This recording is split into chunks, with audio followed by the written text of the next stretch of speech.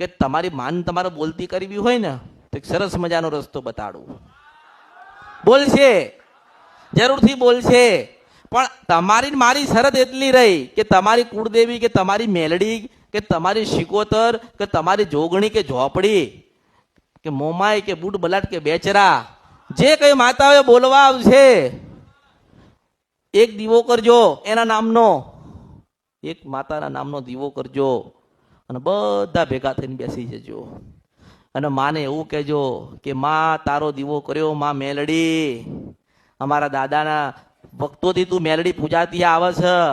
હે માં અમારા દાદાના સમયથી ચાવણ તું પૂજાતી આવે છે, પણ માં અમારા આજે તને તારા તારા તારા મુખેથી કોઈ પવિત્ર બે શબ્દ અમારે સાંભળવા છે અને તું માં બોલે એવું જીવન પરિવર્તન અમારું થઈ જશે. તે હે માં તારા દીકરા બેઠ્યા, વહુઓ બેઠી, નાના નાના ભૂલકા તારા દીકરા હાલેલા બેઠ્યા છે, તો હે ચાવણ માતા તમે ક્યાં છો? હે માં ખોડિયાલ તમે ક્યાં છો?